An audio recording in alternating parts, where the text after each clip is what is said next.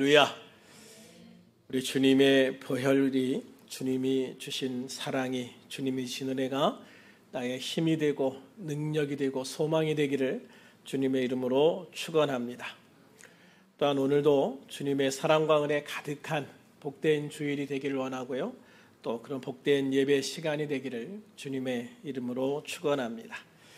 오늘은 6월 마지막 주일입니다. 다시 말하면 2025년에 딱 절반이 지나가고 있는 시점입니다.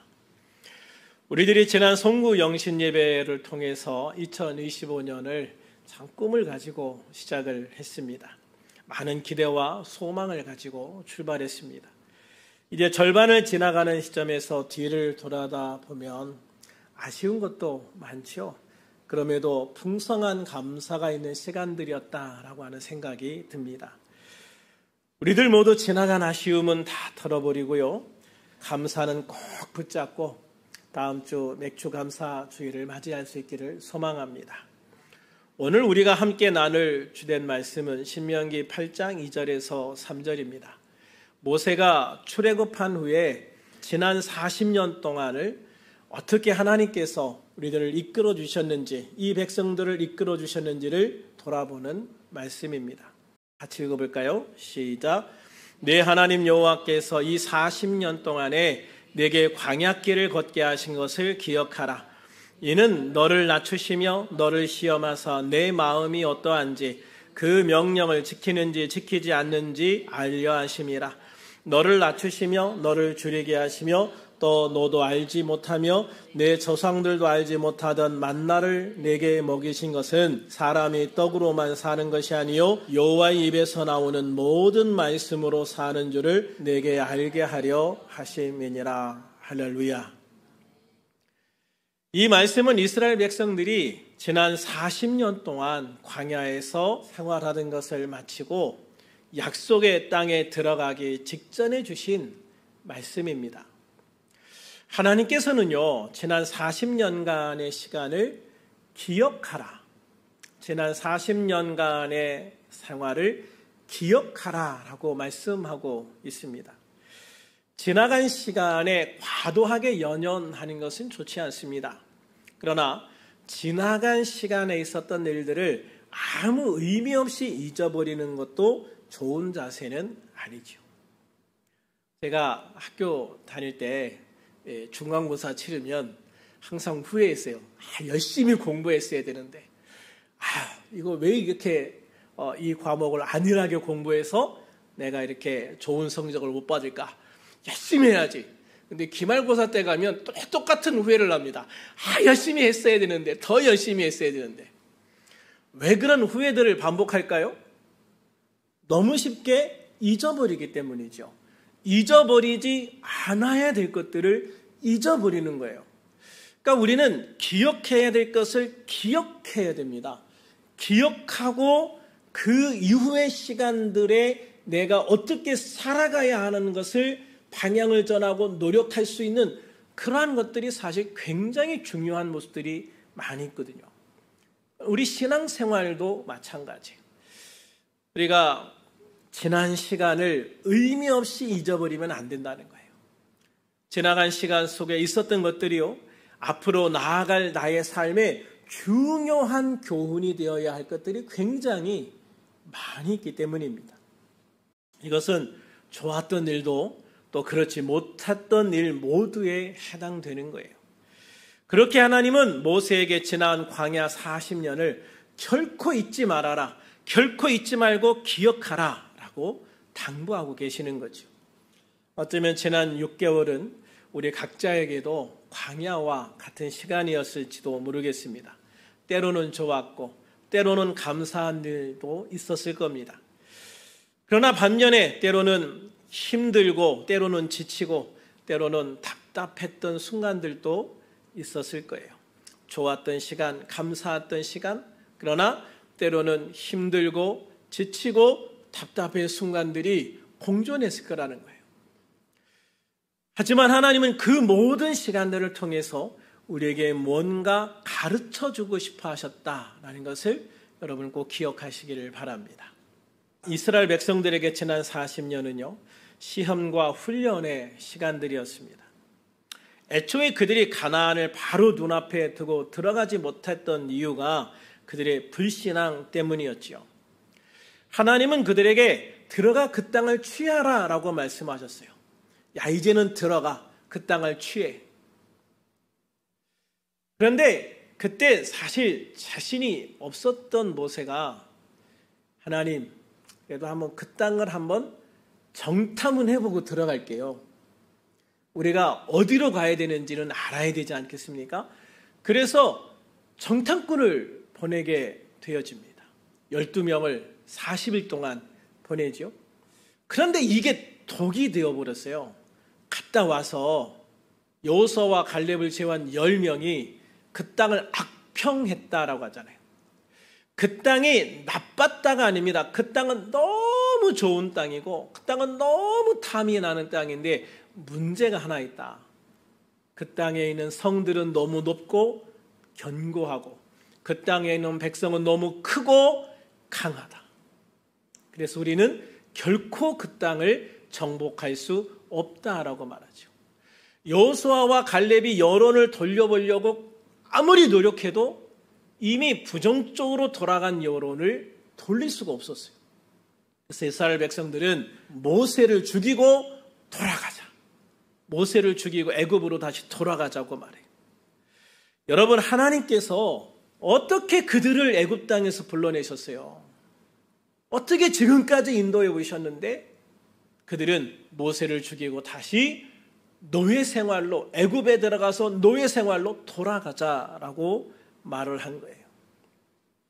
그 결과가 40년간의 광야 학교였어요. 하나님께서는 가나안에 정탐을 했던 하루를 1년으로 쳐서 40년 동안 너희가 광야에서 지내면서 이 과거 너희가 노예였던 이 모든 기억들과 삶의 흔적들을 다 지워버려라. 그런데 그거를 지우는 방법은 딱 하나밖에 없었어요. 그들이 죽는 거였어요. 사람들이 몸에 어릴 때부터 배웠던 이 습관들은 참 쉽게 고쳐지지 않는 거예요. 결국 하나님께서는 애굽에서 나올 때 20세 이상이었던 모든 사람들이 광야에서 죽게 하시고 여호수아와 갈렙을 빼고 모든 성인들이 죽게 하시고 애굽에서 나올 때 미성년자였던 아직 노예 생활이 몸에 배지 않았던 사람들과 광야에서 새로 태어났던 사람들을 데리고 가나안 땅에 들어가게 하신 거예요. 왜냐하면 이 백성들은 이제 노예가 아닌 자유민으로서 거듭나야 할 필요가 있었기 때문이죠. 그래서 이스라엘 백성들 전체가 이제는 노예가 아닌 자유자로 하나님의 말씀을 품고 하나님의 땅으로 들어가는 것만이 사명으로 알고 그것을 위해서 자신의 생명을 바칠 사람들을 데리고 가나안 땅에 들어가게 하신 거예요. 그러기 위해서 하나님은 이 광야에서 그들을 낮추시기도 하시고 시험하시기도 하셨습니다. 그들은 이 모든 과정을 통해서 하나님만을 의지하는 법을 배웠고 무엇보다 사람들이 떡으로만 사는 것이 아니라 하나님의 말씀으로 산다는 것을 깨닫게 하셨습니다. 신학적으로 우리들은 지금 광야 생활을 하고 있다라고 말합니다. 우리들이 이미 예수님을 믿고 구원받은 하나님의 백성들이 되었지만 아직 완전한 하나님의 나라에 들어가는 것은 아니기 때문에 그 완전한 하나님의 나라에 들어갈 때까지 우리가 배우고 훈련해야 될 부분이 많기 때문입니다. 우리들이 진정으로 예수님을 믿고 예수 그리스도 우리 주님을 통해서 새로운 피조물이 되었는지를 점검받아야 하는 시간이 필요한 것이죠. 우리들이 예수님을 믿음으로 사탄 마귀의 세력으로부터 자유를 얻었습니다. 이미 자유를 얻었어요. 이미 하나님의 백성이 되었어요. 이미 하나님의 자녀가 되었어요. 그렇지만 그럼에도 사탄은 여전히 자신이 졌다는 것을, 패배했다는 것을 인정하지 않는 게 문제예요. 그래서 아직도 변화되지 않은 나의 작은 부분들을 점령하고 이용해서 하나님의 성령을 대적해 싸우고 있어요. 우리 안에 게릴라가 있는 거예요. 주님은 우리들이 이 광야 시간을 통해서 하나님의 말씀을 배우고 훈련해서요, 이 게릴라들을 완전히 소탕하고 몰아내기를 원하십니다. 그래서 때로는 우리를 낮추기도 하시고 시험하시기도 하시고요, 때로는 물질적으로 힘들게도 하시고 만나라는 물질의 축복을 주시기도 하십니다. 이 모든 과정에서 우리가 하나님의 시험을 통과하려면 반드시 한 가지를 잊지 않고 기억해야 됩니다. 바로 감사라는 단어입니다. 감사. 우리들은 지난 시간 베풀어 주신 하나님의 놀라운 은혜를 기억하면서 감사해야 한다는 거죠. 감사는 우리가 내 삶에 베풀어 주신 하나님의 은혜를 인정하는 것이기 때문입니다. 내가 스스로 이 모든 것을 이루었다고 생각하면 감사가 나오지 않아요. 왜? 내가 한 거니까. 내가 이룬 거니까. 스스로 만족할 수는 있지만 하나님에 대한 감사는 나오지 않는 거예요. 그러나 이 모든 과정 속에서 하나님의 도우심과 간섭하심, 인도하심이 있었다는 것을 인정하게 되어지면 하나님께 감사한 마음이 저절로 생길 수밖에 없어요. 저도 살아오면서 정말 우리 아버지의 기도가 내 삶에 컸구나 하는 것을 깨닫는 순간이 있었어요. 아버님이 생존에 계시면서 매일 새벽마다 기도하실 때 항상 말씀하신 게, 내 기도 제목의 1번은 유재용 목사와 우리들 교회다. 늘 그렇게 얘기하셨거든요. 늘 그렇게 저와 또 우리 가족과 우리 교회를 위해서 우리 아버님이 살아가시는 평생 1번으로 기도해 주셨어요. 그런데 아버님이 딱 소천하셔서 천국 가시고 나니까 그 공백이 고스란히 느껴지더라고요. 그러니까 이게 나의 힘이나 내가 노력한 것보다 우리 아버지의 기도를 통해서 얼마나 많은 부분들이 채워져 왔는가를 정말 느껴지도록 보이는 거예요. 우리가 하나님이 나를 이끌어 주신다, 인도해 주신다, 하나님이 내게 힘을 주셨다는 것도 그래요. 내가 늘 하나님 안에서 하나님이 인도해 오시기 때문에 내가 그게 느껴지지 않을 때가 많아요. 그런데 어느 순간 하나님의 은혜가 떠나가면, 하나님의 인도하심과 도우심과 능력이 떠나가면 그게 그렇게 절실하게 느껴질 때가 오는 거예요. 그래서 여러분, 그게 느껴지지 않을 때가 감사한 거예요. 네? 하나님, 나에게도 그 하나님의 능력이 떠나가서 하나님이 나를 얼마나 도우셨다는 것을 주님, 저도 느껴보고 싶습니다. 그는요, 절대 하지 말아야 될 기도예요. 그런 어려움은, 그런 힘듦은 경험 안 해보는 게 최고다. 할렐루야. 그래서 우리가 하나님이 나를 도와주실 때, 하나님이 나를 인도해 주실 때, 하나님이 나에게 힘과 은혜를 주실 때 그것에 감사할 수 있어야 된다. 그래서 시편 103편에서 다윗은 이렇게 고백하고 있어요. 같이 한번 읽어볼까요? 시작. 내 영혼아 여호와를 송축하라. 내 속에 있는 것들아 다 그의 거룩한 이름을 송축하라. 내 영혼아 여호와를 송축하며 그 모든 은택을 잊지 말지어다.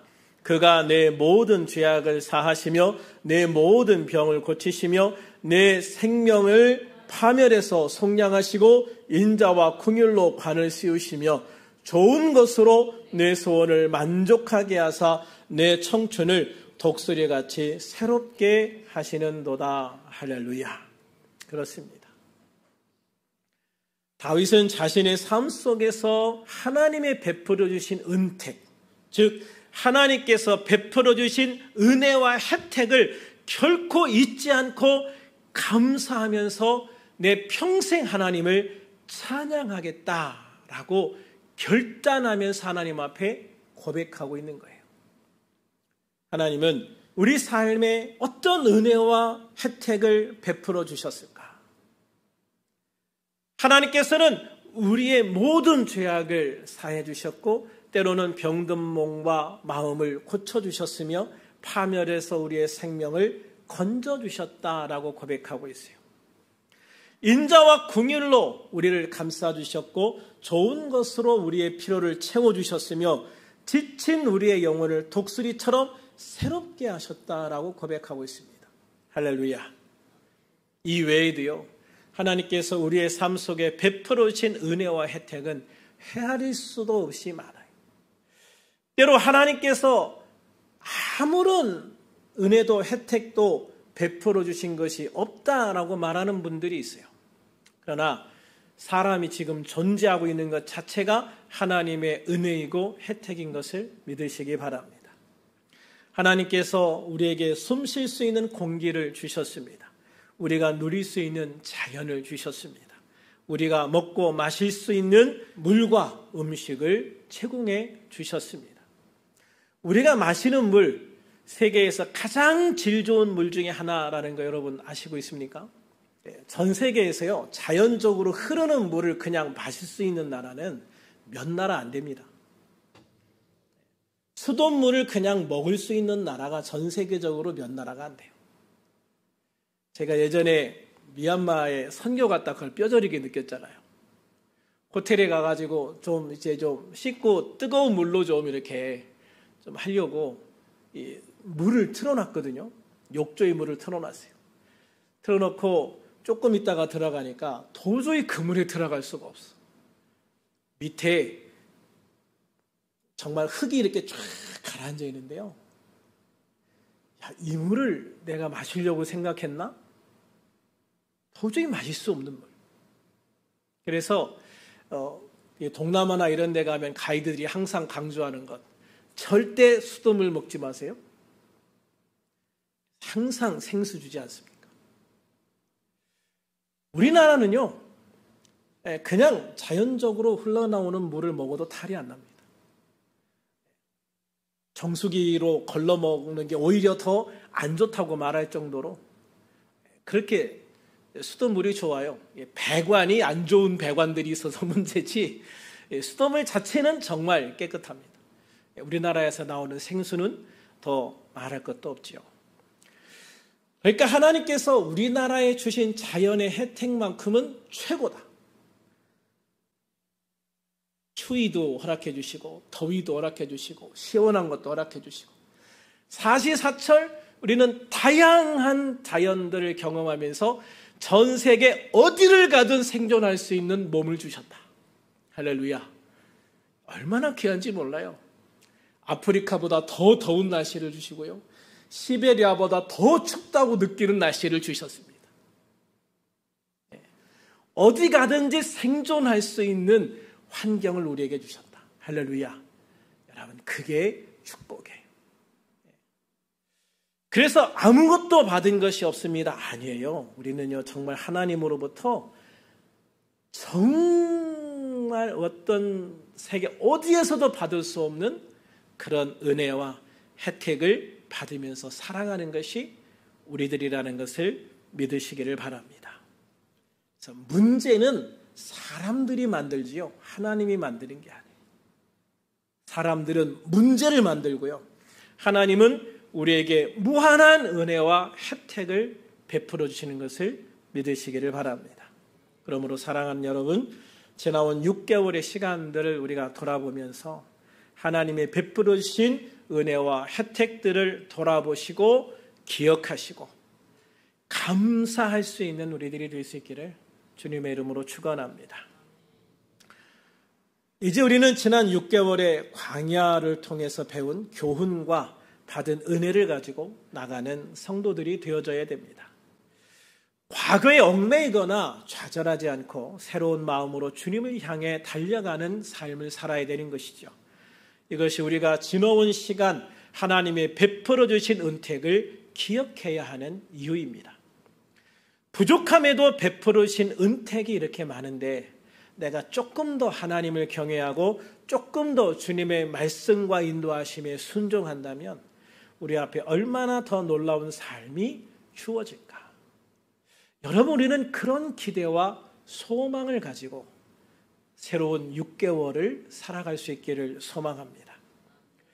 사도 바울은 그래서 빌립보서 3장 13, 14절에서 권면하시기를 뒤에 있는 것을 잊어버리고 오직 앞에 있는 것을 향해 나아가라 라고 말씀하십니다. 같이 읽어볼까요? 시작.